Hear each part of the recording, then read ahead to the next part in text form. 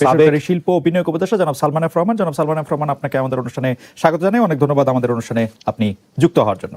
Doctor Mohammad Yunus, আপনাকে আমাদের অনুষ্ঠানে স্বাগত জানাই। আমরা আপনাকে খুব ধন্যবাদ জানাই। আমি আপনার কাছে সরাসরি প্রশ্ন চলে আসতে চাই। জনাব সালমান এফ রহমান, আপনি জানেন যে কাগজ না, আমি আসলে বলতেছে না, খবরের কাগজ ছাড়াও যদি আমি বলি, ইসলামী ব্যাংকের যে 30 জন শীর্ষ ঋণ গ্রহীতা ছিল, তার মধ্যে হচ্ছে যে যাদের 3 জনের কাছে সবচেয়ে বেশি ঋণ ছিল বা সবচেয়ে বেশি লোন ছিল, সেই 3টা কোম্পানি হচ্ছে এস আলমের। এবং এস আলমের এই যে টেক ওভার ইসলামী ব্যাংকে 2017 সালে বা 2017 সালের পরে 18-19, মানে এই সময়টার মধ্যে যে টেক ওভার, এই টেক ওভারটা আসলে মানে মনে হয় না যে মানে আমি যদি আপনাকে সংখ্যায় বলি, এগুলো অবশ্য আপনি সবই জানেন যে শীর্ষ ঋণ গ্রহীতাদের মধ্যে 3টা বড় ঋণ গ্রহীতা, S Alam super edible oil, S Alam vegetable oil, S Alam steels and refined sugar mill, তাদের কাছেই আসলে অনেকগুলি টাকা ছিল, যে টাকাটা আসলে তাদের থাকার কথা না। মানে সম্মিলিত যদি আমি টাকার পরিমাণ বলি, আপনার নিশ্চয়ই জানা আছে, তারপর আমি একটু বলি যে 18,718 কোটি টাকা, যেটা হলো আসলে 5 বছরে ইসলামী ব্যাংকে এস আলম গ্রুপের ঋণ বেড়েছে, মানে তারা টেক ওভার করার পরে 6 গুণের বেশি।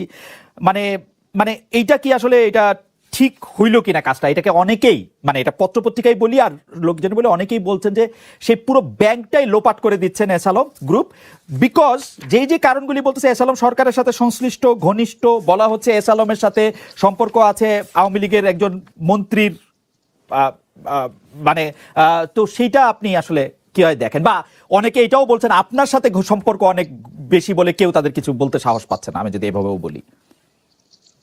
আমার সাথে সালামের কোনো সম্পর্ক নাই, ইন দ্য সেন্স দ্যাট আমি ওনার সাথে আমার কোনো বিজনেস রিলেশনশিপ নাই। অ্যাজ এ বড় ব্যবসায়ী আমি ওনাকে চিনি, উনি আমাকে চিনেন, কিন্তু আর কি সম্পর্ক আমি বুঝলাম না। আপনি বললেন অনেকেই বলে, কারা বলে কি বলে সেটা আমি ডিটেইলে জানি না, এটা আমার ব্যক্তিগত ব্যাপারটা বললাম। অ্যাজ ফার অ্যাজ যেটা আপনি বললেন, আমি I will again go back, যে কথাটা আমি বলেছি দ্যাট ঋণ যদি ব্যাংক মনে করে যে বিজনেস ইজ ওকে, ব্যাংক যদি অ্যাকাউন্ট যদি ঠিক থাকে, রেগুলার আছে, payment is regularly made, security ঠিক আছে, তাহলে আপনার আর Bangladesh bank as a regulator যদি স্যাটিসফাইড থাকে, তাহলে সেখানে আমার আর বেশি কিছু কমেন্ট করার না। আপনি হয়তো দেখতে পারেন না, আমাদের দর্শকরাও হয়তো দেখতে পারেন না। আমি আসলে যে কাগজটি দেখতে পাচ্ছি, ইসলামী ব্যাংকের বার্ষিক ঋণ বিতরণের একটা ট্রেন্ড তো আছে। আপনি দেখবেন যে 2016-17 তারিখে সেটা কত টাকা ছিল, 17-18-তে কত ছিল, 2020-21-এর পরে সেটা 5 বছরের সম্মিলিত ঋণের সমান হয়ে গেছে। এটা একবারে এটা একটা মানে ফিগারগুলি খুব বোরিং, সেজন্য আমি একবারে সেটা একটা জাম্প দিছে। এটা খুব স্বাভাবিক মনে হয় আপনার কাছে? যে মনে হয় না যে এটা আসলে মানে there are something যেটা আসলে হওয়া উচিত হচ্ছিল না? আমি উচিত হইতেছিল না কিনা আমি জানি না, কিন্তু I am sure that Bangladesh bank as a central bank will be monitoring this and they should monitor it. যদি আপনি বলছেন, আমি তো সবসময় বলি আপনার কাছে যে স্ট্যাটিস্টিক্স থাকে, আমি সেই স্ট্যাটিস্টিক্স নিয়ে তর্ক বিতর্ক বিশ্বাস করি না, সরি, আমি এই কথাটা বলি না, একে বিশ্বাস করি না। আমি বলি আপনার কাছে যে স্ট্যাটিস্টিক্স থাকে, আমি যেহেতু অ্যাডভান্স নোটিস পাই না যে আপনি কোন স্ট্যাটিস্টিক্স ব্যবহার করেন, ওটার উপরে আমি হোমওয়ার্ক করার সময় পাই না। That is why I am saying. I am not saying that আপনার স্ট্যাটিস্টিক্স রং আছে, কিন্তু আমি বলছি আপনি যেভাবে স্ট্যাটিস্টিক্স কোট করতে শুরু করেন, I am not in a position to comment on it because I have not done my homework on it. আপনি যদি এর পরে যদি আমাকে আগে থেকে নোটিস দিয়ে দেন, দেখেন এই স্ট্যাটিস্টিক্স আমি ব্যবহার করব, তাহলে আমি ওটার উপরে কিছু হোমওয়ার্ক করে আপনার সাথে তাহলে কাউন্টার দিতে পারি। আচ্ছা, definitely I will do that. আচ্ছা, আমি এবার একটা জেনারেল প্রশ্ন করি আপনার কাছ থেকে, জানতে চাইবো যে আমরা কিন্তু দেখেছি যে এই সরকারের সমর্থক আমরা ব্যবসায়ীদের অত্যন্ত বেশি দেখছি। আপনার কাছে কি মনে হয় যে এই সরকার খুব ব্যবসা বান্ধব? এই প্রশ্ন কেন করছি তারও একটা কারণ আছে। আমি প্রশ্নটা শেষ করি যে 2009 সালে আওয়ামী লীগ যখন সরকার গঠন করে, তখন খেলাপি ঋণ ছিল 22,481 কোটি টাকা। আর্থিক খাত কেলেঙ্কারি, ঋণ খেলাপিদের সুযোগ দেওয়ার পর সেই খেলাপি ঋণ বেড়ে এখন হয়েছে 1,25,257 কোটি টাকা, অর্থাৎ 6 গুণ বাড়ছে। একটা ব্যবসা বান্ধব সরকারের কি এরকম হওয়ার কথা? যে মানে বোঝাই যাচ্ছে যে ব্যবসায়ীরা আসলে খুব ভালো অবস্থায় হয়তো নাই। জনাব সালমান এফ রহমান।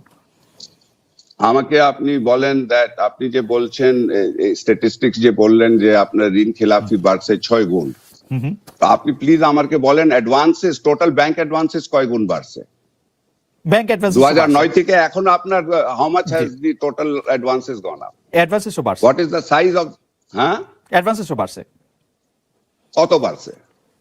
4 গুণের মতো বাড়ছে। তাহলে তো আপনি তো জাস্ট সেইং কে 1 গুণ থেকে 6 গুণ বাড়লে তো হবে না। আপনার আমার 2009 সালে আমার জিডিপি সাইজ ছিল $96 billion. Today my GDP size হলো $460 বিলিয়ন। ওকে, আমার বাজেট সাইজ কত বেড়েছে?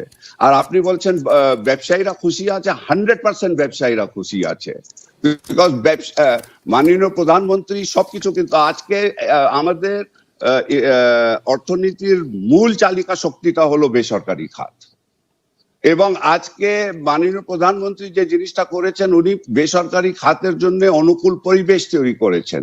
আপনার যেখানে, আপনি তো জানেন 1996 there was one television station, আজকে কয়টা টেলিভিশন স্টেশন আছে বাংলাদেশে?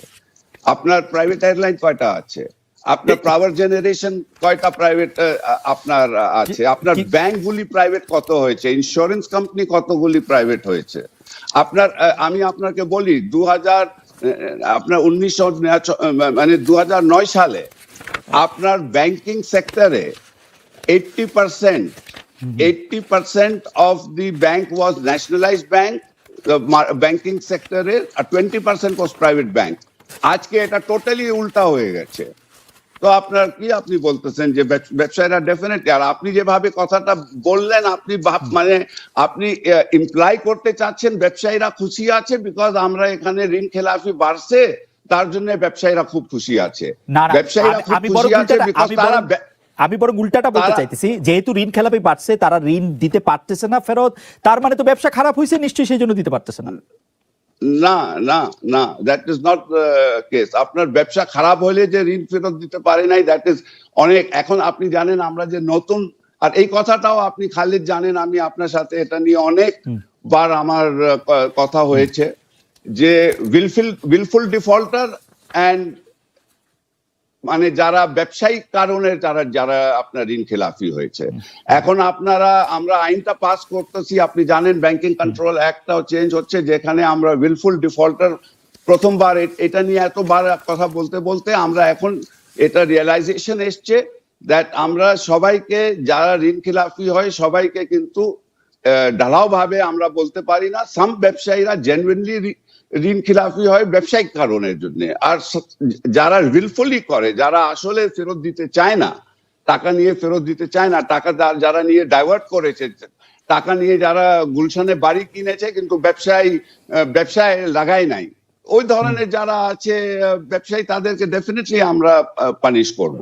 কিন্তু দেয়ার ইজ অলসো আপনার, কিন্তু আপনি এটা পানিশ করবেন, আপনি এটা বলতেছেন, কিন্তু আমি কিন্তু আপনাকে দেখাইতে পারি যে 2018 সাল, 2017 সাল, 14 সাল, 13 সাল, 22 সাল, 23 সাল সংসদে তালিকা প্রকাশ করা হইতেছে, যারা এটা ইচ্ছা করে গুলশানে বাড়ি কিনতেছে, বিদেশে টাকা নিতেছে, কিন্তু ব্যাংকে টাকা দিতেছে না, তাদের নাম আবার আসতেছে, কিন্তু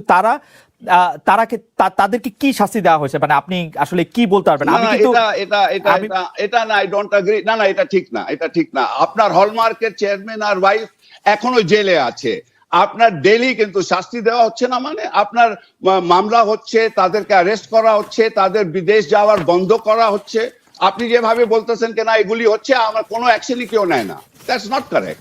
অনেকগুলি অ্যাকশন নেওয়া হয়েছে। হলমার্ক কেন? আপনার পরশু, আপনার 7 দিন আগে কিন্তু চিটাগং এর একজন ব্যবসায়ীকে বিরুদ্ধে অ্যাকশন নেওয়া হয়েছে। অনেক ব্যবসায়ীদেরকে জেলে দেওয়া হচ্ছে যারা উইলফুল ডিফল্টার আছে।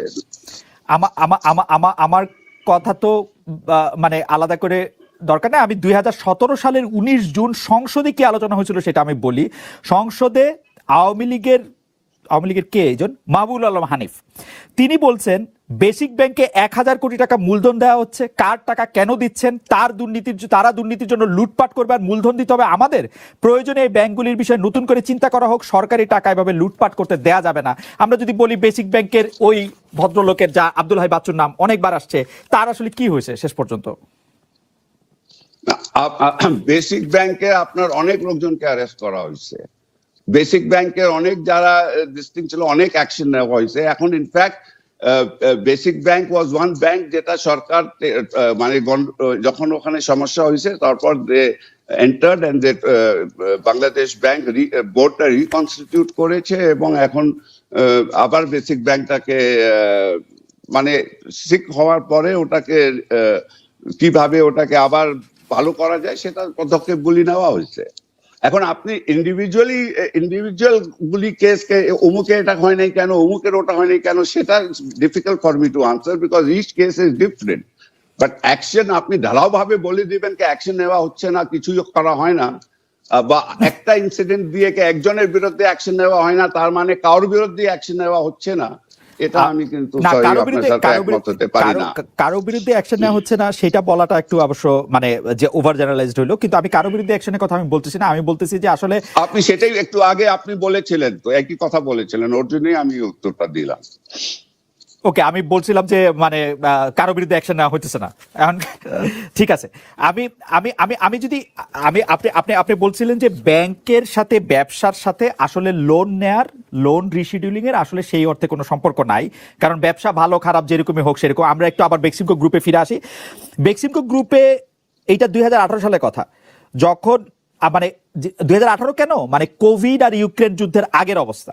তো সেইটার মধ্যে আসলে মানে প্রশ্নটা উঠছিল সংসদে, প্রশ্নটা উঠছিল হচ্ছে যে বিভিন্ন আলোচনায়, মানে শুধু সাংবাদিকরা প্রশ্নটা তুলে নাই, কিন্তু সেই প্রশ্নটা হচ্ছে যে বেক্সিমকো গ্রুপকে কোনো মানে আনডিউ সুবিধা এই সরকার দিতেছে কিনা। কারণ বেক্সিমকো গ্রুপের ভাইস চেয়ারম্যান জনাব সালমান এফ রহমানের কথায় তার আবেদনের পরিপ্রেক্ষিতে ঋণ পুনর্গঠন সুবিধা চালু করছে বাংলাদেশ ব্যাংক। এর আওতায় বেক্সিমকো গ্রুপের 5,000 কোটি টাকা সহ 11টা শিল্প গ্রুপের 15,000 কোটি টাকা ঋণ পুনর্গঠন করা হয়েছে। সেই ক্ষেত্রে লিখিত বক্তব্য আপনি জানিয়েছেন যে সুদের টাকাটা পরিশোধ করার জন্য আপনি সময় চেয়েছেন, কোনো সময়সীমা আপনি বাড়ানোর জন্য আপনি বলেন নাই। আরেকটা ব্যাংকের এটা করার ক্ষেত্রে আপনি বর্তমান ব্যবসায়িক পরিস্থিতি, কিস্তি নিয়মিত পরিশোধ করা দুরূহ হয়ে পড়ছে এটা জানাইছেন। আবার আরেকটা ব্যাংকের ক্ষেত্রে ব্যবসায়িক পরিস্থিতি মানে দুরূহ, মানে ব্যবসা করা দুরূহ, এইটা জানায় আপনি লোন রিশিডিউল করার কথা। তারপরে হচ্ছে কিস্তিতে সুদের হার। আপনি আপনি আপনি আপনি আপনি কি আমার বাংলাদেশ ব্যাংকের না আমি যে বাংলাদেশ ব্যাংকের গভর্নর কি চিঠি লিখেছিলাম সেটা থেকে পড়তেছেন? আপনি বাংলাদেশ ব্যাংকের গভর্নর থেকে যে চিঠি লিখছেন সেইটা এবং ব্যাংকের মধ্যে থেকে আপনি যে চিঠি লিখছেন যেভাবে আপনি বলছিলেন, যেমন ধরেন রূপালী ব্যাংকে আপনি 11% সুদের জায়গায়, আপনি বাংলাদেশ ব্যাংকের, আমি বাংলাদেশ ব্যাংকের যে গভর্নরকে যে চিঠি লিখেছি সেটা আছে কিনা আপনার সামনে? বাংলাদেশ ব্যাংকের গভর্নরের কাছে আপনার লেখা চিঠি আমার কাছে নাই, না সরি। তাহলে তো দেন মূল চিঠি যদি নাই থাকে তাহলে আমি রূপালীকে কি লিখেছি আর অন্যকে কি লিখেছি, আপনি যেগুলি রেফারেন্স দিচ্ছেন, the whole story was that আমি দিয়েছি টু বাংলাদেশ ব্যাংক গভর্নর। আর বাংলাদেশ ব্যাংক গভর্নরকে আমি কি বলেছিলাম? আমি বাংলাদেশ ব্যাংক গভর্নরকে বলেছি যে 5 বছর যখন বিএনপি ক্ষমতায় ছিল তখন বেক্সিমকো গ্রুপের সব ঋণ সুবিধাটা বন্ধ করে দেওয়া হয়েছিল, যার জন্য Beximco group was absolutely on it's নিজ। তারপর 2 বছর আসলো আপনার আর্মি রুলে আমাদের সুবিধাগুলি তো বন্ধ ছিলই। আপনি জানেন আর্মি রুলের সময় বেক্সিমকো ফার্মাসিউটিক্যালের যারা কর্মকর্তারা ছিল তাদের বেতন দিয়ে আমাকে এলসি খুলতে হয়েছে। 7 বছর বেক্সিমকো গ্রুপের উপরে যে নির্যাতিত, আমাদেরকে যেভাবে নির্যাতিত করা হয়েছে, যার জন্যই আমরা ঋণ খেলাফি হয়েছিলাম। এই কথাগুলি আমরা বাংলাদেশ ব্যাংকের গভর্নরকে চিঠি দিয়েছিলাম এবং আমাদের বলেছিলাম যে এর জন্য শুধু আমাদের লোনটা রিশেডিউল করেন, আমরা কোনো ঋণ মাফও চাই নাই, আমরা কোনো সুদ মাফও চাই। অল উই ওয়ান্টেড ওয়াজ আ রিশেডিউলিং, আমাদেরকে একটু সময় দেন, যেহেতু 7 বছর আমাদের উপরে এই ধরনের। আর আপনি জানেন আমরা ক্ষমতায় আসার পরে কোন পলিটিক্যাল রাজনৈতিক কারণে কোন ব্যবসায়ীর উপরে কিন্তু আমরা এই 15 বছরে অ্যাকশন নেই নাই। যেভাবে বিএনপি সময় যারা আওয়ামী লীগ ব্যবসায়ীরা ছিলেন, যারা আওয়ামী লীগ করতেন, তাদের উপরে যেভাবে ব্যাংকিং সেক্টর থেকে যে অ্যাকশন নেওয়া হয়েছে। না আপনি অ্যাকশন নেবেন কেন? তারা তো আওয়ামী লীগই জয়েন করছে, এখন বিএনপির ব্যবসায়ী বলে তো আলাদা কাউকে দেখি না আমি। এবার ইলেকশনের আগে আপনি দেখেন 27 December. No sir, there are many BNP business people যারা আওয়ামী লীগে জয়েন করে নাই, তারা ওপেনলি বিএনপি করে and তারা খুব ভালো